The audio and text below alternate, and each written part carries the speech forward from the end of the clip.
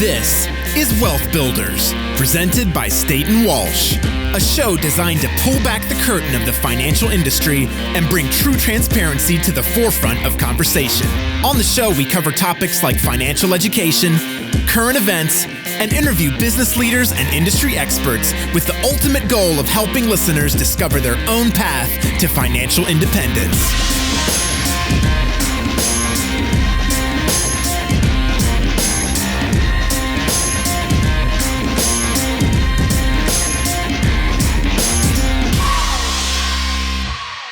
Hello, everyone, and welcome to this week's episode of Wealth Builders. This week, we are very excited to have David Beck with us, who is the Regional Brokerage Manager with Disability Insurance Services and is just the disability expert. We use David with any type of question about whether individuals, business owners, anything comes to DI. He's the go-to guy. So super excited to have you here today, and thanks for taking the time. Of course. Thanks for having me, fellas. Looking forward to it. Yeah, Dave, thanks for coming on. So excited, obviously May is Disability Insurance Awareness Month. So we wanted to bring to light, I think, an insurance product that is probably not fully understood by, the average everyday individual. So, our goal today, I think, is just to try to introduce disability insurance to the world, and really over a course of a series of a couple different episodes that we have planned, dive into the details and help people figure out, what is disability insurance? Why is it important? What's a good policy versus not, and really dive in there. But before we get started into any of that, we'll talk a little bit about your professional expertise and your professional bio. One of our favorite questions to ask guests on the show is, tell us something interesting about yourself that someone would not read in your professional bio. Man, well, that's a great question. And I would say, judging by what's hanging on the wall behind me, is that in a former life before I got into the financial services, I was a touring musician. I went to school for audio engineering at the Sheffield Institute for the Recording Arts, which is right here in, I guess it's Phoenix, Maryland. And I really wanted to be behind the board, man, pushing the faders, turning knobs, and, being really the guy behind the scenes, almost like a studio musician. Never got there. At some point, you got to really realize that, if you want to have a family and make money, that's a hard industry to do it. I mean, this industry we're in already is pretty difficult. Yeah. Even harder. I did not know that. So you were touring for a little bit?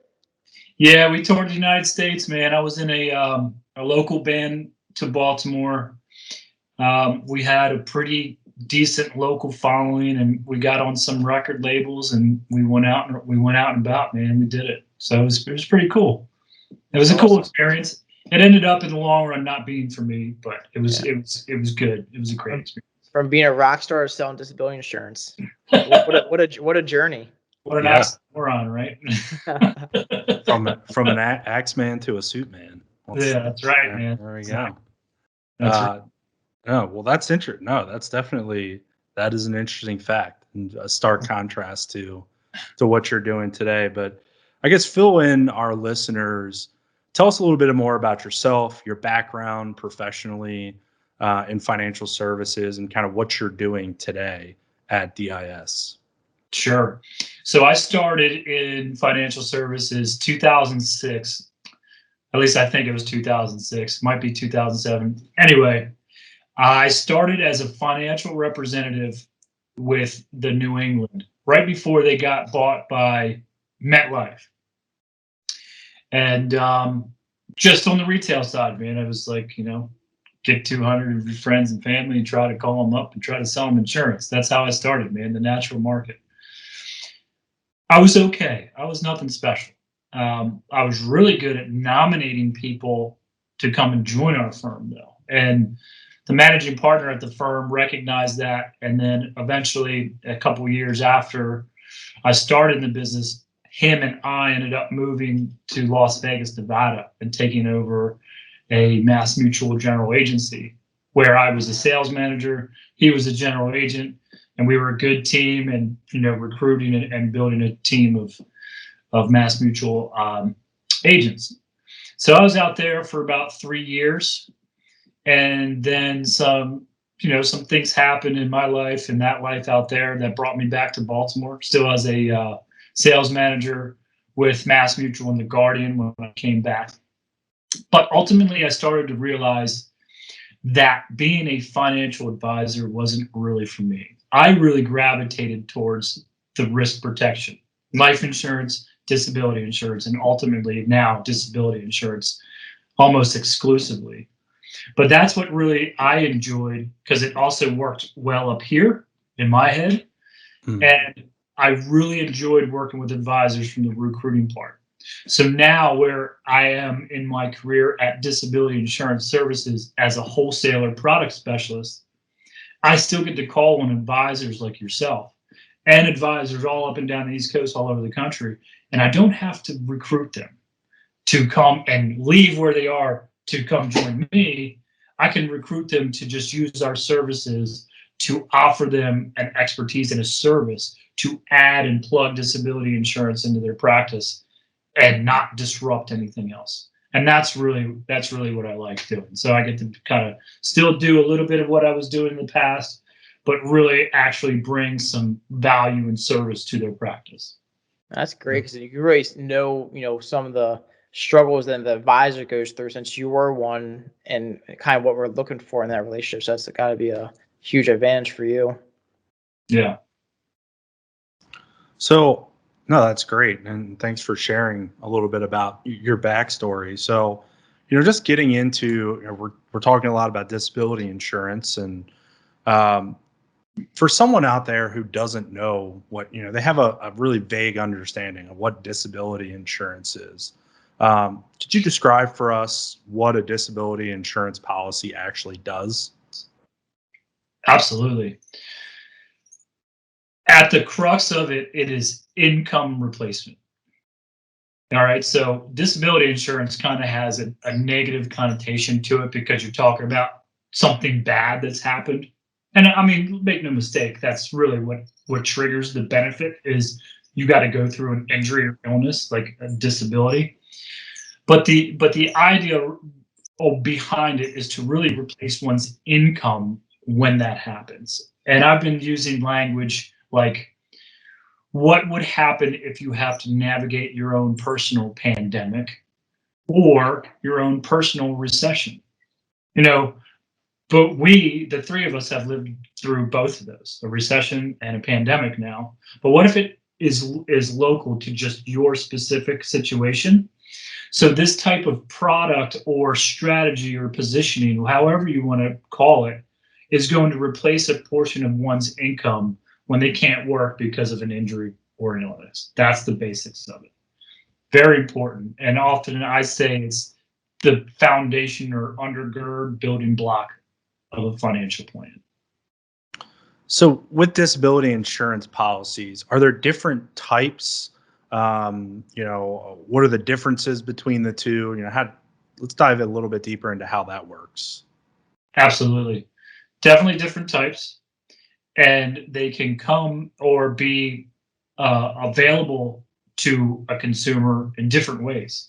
The first way, the most common way that most people probably get their disability insurance is through their employer, through work, a group disability plan. This is good insurance. Oftentimes, the employer's paying the bill, paying the premium, and you can't argue with free, right? So, I mean, that's a good thing. Can't argue with that. Sure. Then there would be maybe a voluntary employer plan, still eligible through the employer sort of structure, but the employee's paying some premium. So then there's some tax benefits to that. And then you have maybe the individual market of disability insurance, where you can go buy your own policy, your own program. Now, there's also other types of, I guess, that could be, or programs that could be disability insurance, like one, Social Security, which is government funded, or crowdsourced. You really could set up a GoFundMe page or some sort of crowdsourcing to help fund you not being able to work. That, has its good and its bad to it. But there's a lot. I mean, you can use, friends, family, other people's money, that sort of thing, to fund a disability. But really, it's the employer provided, whether it's given, voluntary, or the individual market by buying an insurance policy on yourself. All right, good stuff. So let's talk about a little bit more about the employer paid disability insurance and then your own personal disability insurance. Can somebody have both? If you have a policy at work, is that should people buy it as well on their own? Is there any advantages to that? Yeah, there very well could be. So it's all going to be boiled down to that individual's circumstance, their income, their occupation, health, that sort of thing. Typical group employer plans have to be offered to everybody the same, right? Because they're government mandated or governed, and it's by ERISA, to where it says you can't discriminate. So if you're going to offer this group policy, everybody gets the same, and there's no underwriting. So there's no individual underwriting that has to do with it. So a typical group plan would say, we'll give you a percentage of your base earnings, whether you're too sick or injured to work. And that percentage is usually 50 or 60%. Most commonly, it's 60%.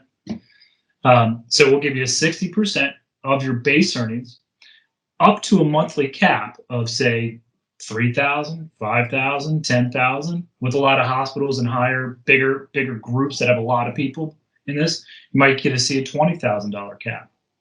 But back to what I was saying earlier, when the employer's paying the premium, so the employer's getting a tax deduction on that premium by offering a free benefit. So on claim, that monthly benefit could be taxable and it will be if the employer's paying it. So there's also another thing that I said there that a lot of people may miss, and it's not their fault, but it's base earnings. So if you get somebody that has a base plus a commission or a bonus, or a business owner that might be paying themselves a salary but taking a K1 as well, that other income typically isn't covered on your group plan.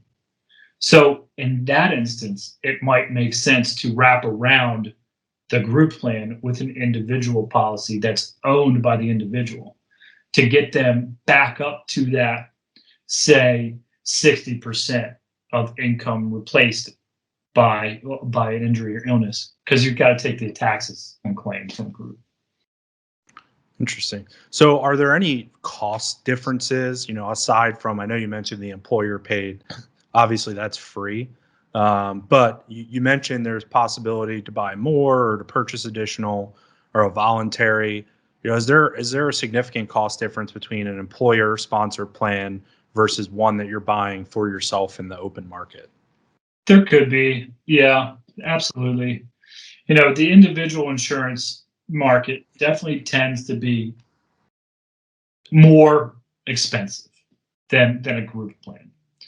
And there's a couple reasons for that. Well, underwriting, health underwriting. Somebody's health might be a little difficult to navigate, or pre-existing conditions, age, and gender, male, female. So in the disability world, the cost of insurance for females is higher than it is for males because of the higher claims that the insurance carriers see.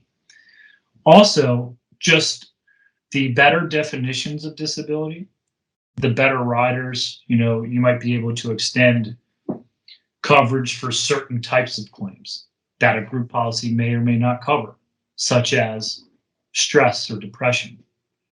Those might be limited in a way under a group plan where you can actually have those covered to an age 65 or 70 on an individual plan. So a lot of that has to do with actually the price and the monthly benefit. Monthly benefit is driven by the actual income that person has. So, the higher the benefit, the more premium, and a lot of the other moving parts that go into it. Got it. No, that's awesome. Awesome insight. So, this seems like a benefit that tends to be, I don't want to say universally offered, but a lot of companies have it as a benefit. Is there any distinction on who should have disability versus who shouldn't? That's a great question, and one that's fought often on my side of the table. On my side of the table, I think everybody should have it. All right. I come from a very subjective background with that, having lived through somebody in my family that's been disabled more than once. That person will never be able to retire, and that person's my dad, so it's very close. I mean, he's fine, but he went through some disabling events that he'll never be able to retire. All right. So anybody that relies on their income is a pretty broad statement as who should have disability insurance. Now, that doesn't mean that people that are worth multi-millions, they can self-insure. Sure, of course. But there's arguments to be had as where are those millions held, owned? Are they liquid? Can they be turned to cash quickly? So there's arguments that guy that actually has a huge net worth should have disability insurance. But there's also the argument that he probably doesn't need it as well, right? Mm-hmm. Because even the insurance carriers, some of them that are domiciled here in the United States, if you have net worths over a certain amount, they're not even going to offer it to you. But there's surplus lines like the Lloyd's of London markets that will actually cover those people, and there is a need there, arguably. Even all the way down to people that are in some sort of service industry that might be heavily reliant on tips or foot traffic, retail, that sort of thing. There's an argument that those people need disability insurance because they rely the most on their income, right? Mm-hmm. But again, it's always going to come down to what's the best fit, proper positioning for that particular client in their plan, right? And then, of course, look, I don't want to make anybody insurance poor. I don't want to sell something to sell to somebody. There's a specific need that these things actually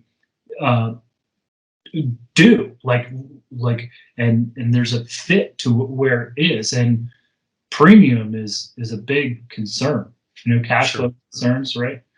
So, I think in the broad stance, everybody needs it. It comes down to the individual circumstance, but there's arguments for, he doesn't need it because he's worth, 25 million or whatever, Yeah. So Dave, with that, is there a maximum? I know with life insurance, you can get some very large death benefits, but with disability, I believe it's a little bit different, correct? Yeah, there are maximums that the particular insurance carriers will issue to somebody. And there's a couple of things that affect that. One might be what type of group benefits they have versus their income. So if you have group benefits, the ability to get a lot of disability insurance that you may want based on your income might be hindered because they're coordinating with the group benefits. Okay. That's another discussion. We can get into the moving parts of that. Also, the insurance carriers, say here domestically in the United States, most of them will only issue up to $20,000 a month. Anything above that, they're not going to issue that. There's the next step, which gets a little more in the weeds, which are participation limits too. To where somebody has a substantial amount of income, they're going to cap out at the $20,000 a month. So they might be able to stack another carrier insurance market on top, and that carrier may participate up to a certain amount.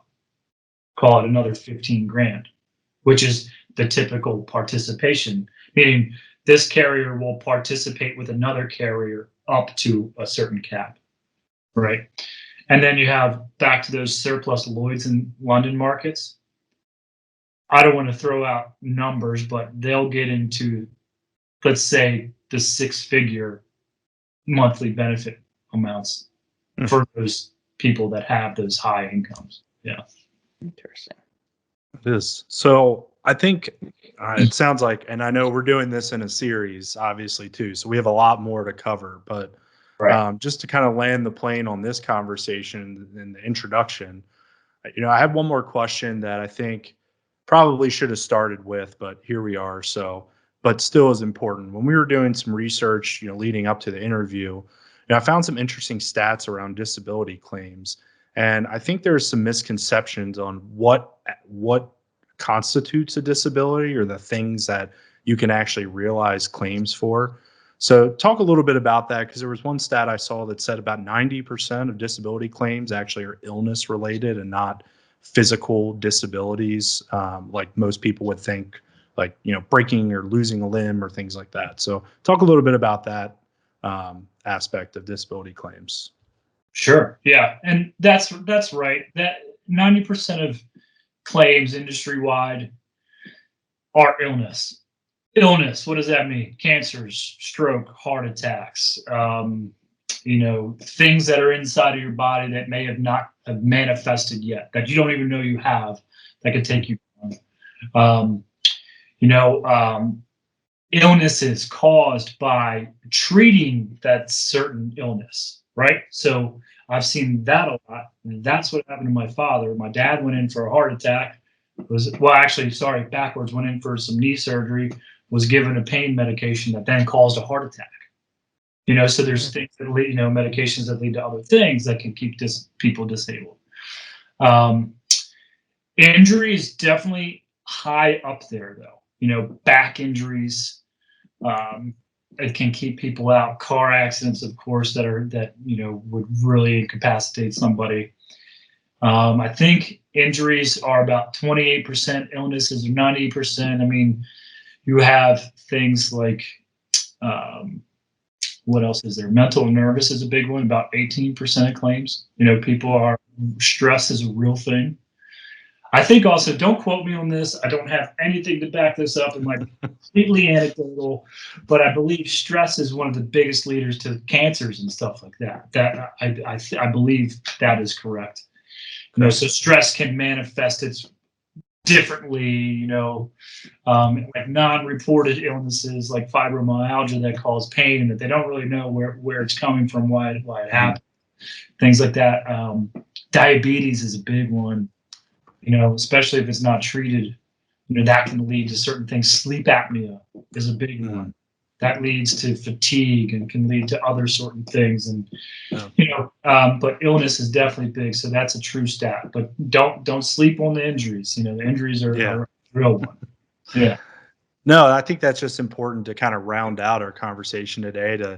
We talked a lot about what is disability insurance, what can it do, but also talking about some of the things where things people may not be thinking about in terms of, well, do I really need it? Do I not? And those are some of the things that obviously the unforeseen circumstances in life that can come up that, you shared. Thank you for sharing a personal story, but, we all have those personal stories of people where, things that are out of their control happen. And so I think that really, I think hammers that point of, here we are, here's something that can solve a problem that, you may or may not need, just like other insurances, but it's there if you need it. So, that's great. And I think we appreciate all of your insight today and your expertise. And we're going to have you back on for some other episodes in the series to really dive deeper into some of those points you mentioned. And so I just want to thank you for your time and for all the insight and for sharing. So thank you. Anytime. Pleasure. Thanks for having me, guys. Awesome. Thanks, Dave. And make sure you tune in, everybody, for the second episode of the series where we talk more about the specifics of disability insurance and really diving deep into what some of the riders are and how the policy actually works.